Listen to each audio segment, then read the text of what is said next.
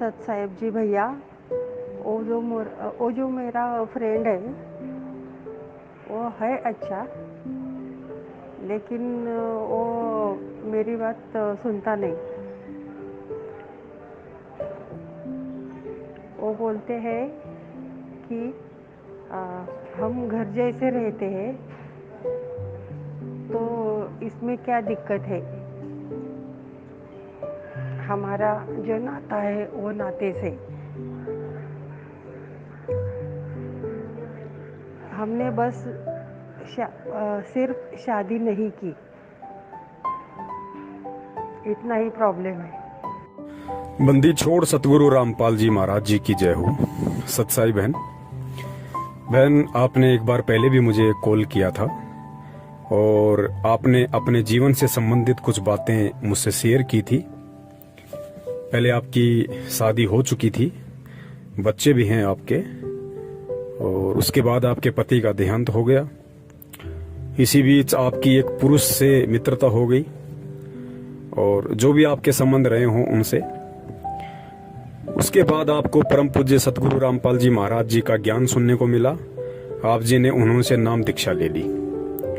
अब नाम दीक्षा लेने के बाद आपका जो पुरुष मित्र है वो आप जी को दबाव डालता है शारीरिक संबंध बनाने के लिए, लेकिन आप जी की आत्मा अब उस बात को स्वीकार नहीं करती है।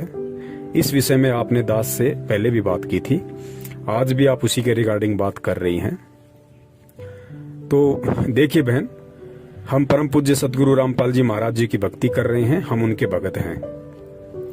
और इस भक्ति मार्ग में जब तक आत्मा पतिव्रता धर्म को प्राप्त नहीं करेगी तब तक वो आत्मा अपने पति को अर्थात अपने परमेश्वर को नहीं भाएगी, अच्छी नहीं लगती।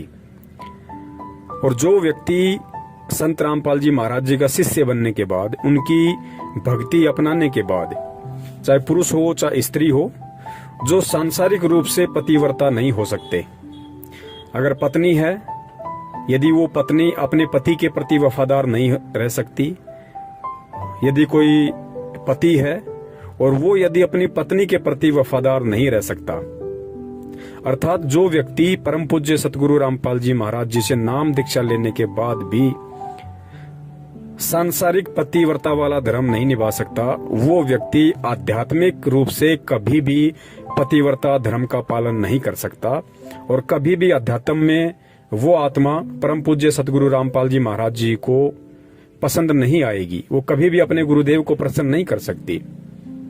और कहते हैं जिन बातों से गुरु दुख पावे तिन बातों को दूर भगावे। आपकी जिन भी, चाहे वो सांसारिक हो चाहे आध्यात्मिक हो, किसी भी प्रकार के वो कर्म कुकर्म हो जो आपके गुरुदेव को पसंद नहीं है, यदि फिर भी आप उनको करते हो तो आपका गुरु आपसे कभी भी खुश नहीं होगा, कभी भी प्रसन्न नहीं होगा। तो बहन, आपने अपने पुरुष मित्र को ये बात अच्छे से समझा देनी चाहिए और उन्हें बता देना चाहिए कि गलतियां सबसे होती हैं। जब तक अनजान थे, अज्ञानता में चाहे पुरुष हो चाहे स्त्री हो, लाख गलतियां कर देते हैं। मुझ पवन दास की भी नाम दीक्षा लेने से पहले यही स्थिति थी, ऐसी कोई बड़ी बात नहीं है बहन। मैं कभी भी अपने अवगुणों को छुपाता नहीं हूं। मेरी शादी हो गई थी, शादी होने के बाद भी मैंने अनेकों औरतों से मित्रता की। आप जी समझ सकती हैं, मित्रता होने के बाद खाली वो मित्रता तक ही सीमित नहीं रहती है बात। तो बहन, गलतियां किससे नहीं होती। मैंने तो ये बात मेरी पत्नी को भी बता रखी है कि भाई नाम दीक्षा लेने से पहले मैं तो इतना नीच इंसान था, मैंने तो बहुत सारे कुकर्म किए हैं, लेकिन नाम दीक्षा लेने के बाद गुरुदेव कहते हैं कि बच्चों, तुम्हारा फिर से जन्म हो गया, मैंने तुम्हारा नवीनीकरण कर दिया, मैंने तुम्हें एक बार सोना बना दिया। अब तुम रांग बनने की कोशिश मत करना, तुम तांबा या पीतल बनने की कोशिश मत करना, वरना उसके बाद मैं तुम्हें सोना नहीं बना पाऊंगा। तो बहन, मैं कितना कुकर्मी इंसान था, मैं कितना गलत था, ये सारी बातें मैंने अपनी पत्नी को भी, अपनी भक्तमती को मैंने बता रखी हैं। और आज हमारे को एक दूसरे के ऊपर जो विश्वास है वो पहले नहीं था बहन। तो गलतियां सबसे होती हैं बहन, लेकिन भगवान मिल गया, भगवान ने हमें जानकारी करवा दी, हमें ज्ञान दे दिया, हमें इस मानव जन्म का जो लक्ष्य है, जो टारगेट है, हमें वो बतला दिया, हमें उस दिशा की तरफ आगे बढ़ने के लिए एक रास्ता दे दिया, इशारा दे दिया। अब बहन हमने उन पुराने कुकर्मों में नहीं धंसना है।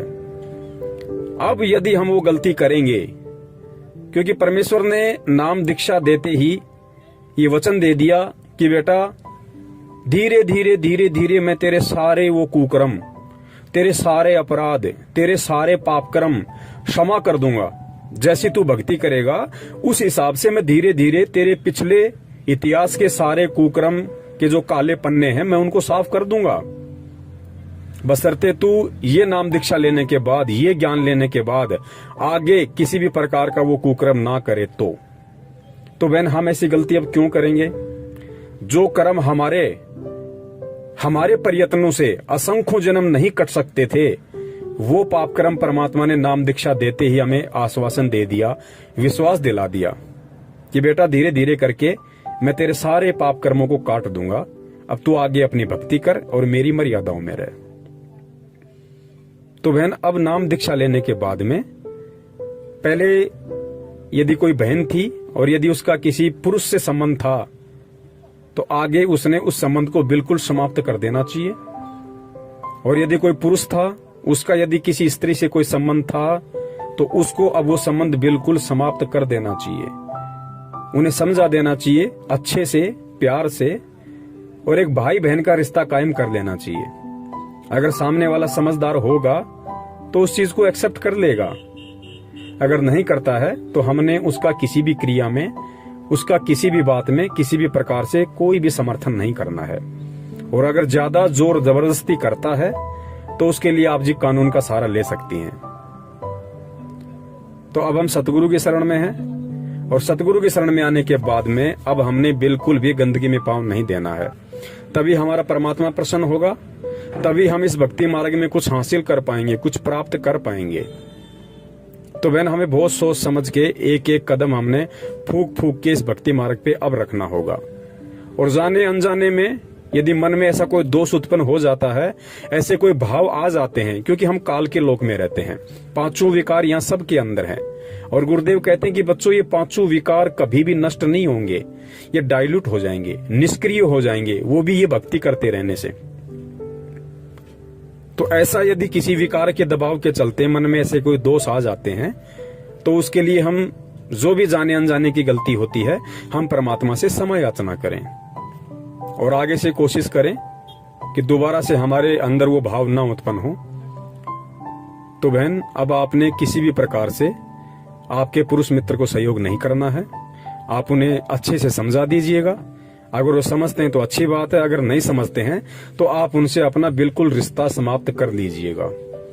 अब यदि आपका कोई मित्र है, आपका कोई भाई है, आपका कोई पति है, आपका कोई रिश्तेदार है, आपका कोई परमेश्वर है असली मायने में, तो वो आपका गुरु है, आपका सतगुरु है। और यदि उसके बाद भी वो नहीं मानते हैं, आपको किसी भी प्रकार से दबाव देते हैं, फोर्स करते हैं, डराने की कोशिश करते हैं, तो बहन आप निर्भय होके और अपने गुरु पे विश्वास रख के आप जी कानून का सहारा ले सकती हैं। और उन्हें बता दीजिएगा कि आइंदा ना मुझे फोन करें, ना मुझसे मिलने की कोशिश करें। तो जरूर परमात्मा हमारे साथ में है, क्योंकि बहन जब हम परमेश्वर के आश्रित होकर और किसी भी प्रकार की जो गंदी सोच है, गंदी इच्छाएं हैं, कुकर्म है, जब हम उनको त्यागने की सोच लेते हैं तो परमात्मा उसी क्षण हमारे साथ हो जाता है। परमात्मा बहुत सारे रास्ते खोल देता है और भगत को उस गंदगी से परमात्मा हाथ पकड़ के बाहर निकालता है। ये 100% श्योर है, इसमें कोई झूठ नहीं है, सत्य है ये। तो आज के बाद क्योंकि नाम लेते ही आप एक पवित्र आत्मा हो जाती हैं और इस पवित्रता पे किसी भी प्रकार का कोई भी लांछन, कोई भी कलंक, कोई भी दाग धब्बा ना लगे, इसके लिए हम कोशिश करें कि हम परमेश्वर को ही अपना सब कुछ बना लें, अपना पति, भाई, बंधु, माता, पिता। और है भी वही असल में, जो रिश्ते यहाँ के रिश्तेदार नहीं निभा सकते, उन रिश्तों को वो परमात्मा 1000% बखूबी निभा देगा बहन। वो सारा आश्रय देता है, सारा प्यार देता है परमात्मा, जो यहाँ के रिश्तों से नहीं मिलते। तो आपने यदि परम पूज्य सतगुरु रामपाल जी महाराज जी की भक्ति करनी है, आपने यदि सतलोक की प्राप्ति करनी है और अपने गुरु के दिल में विशेष जगह बनानी है, तो बहन आपने बिल्कुल पतिव्रता धर्म का पालन करना पड़ेगा, चाहे सांसारिक हो चाहे आध्यात्मिक हो। और जब तक हम दो नाव में पैर रख के चलेंगे बहन, हम कभी भी अपनी मंजिल को प्राप्त नहीं करेंगे। कभी न कभी हमारा पैर जरूर फटेगा। सत साहिब, जय हो बंदी छोड़ की।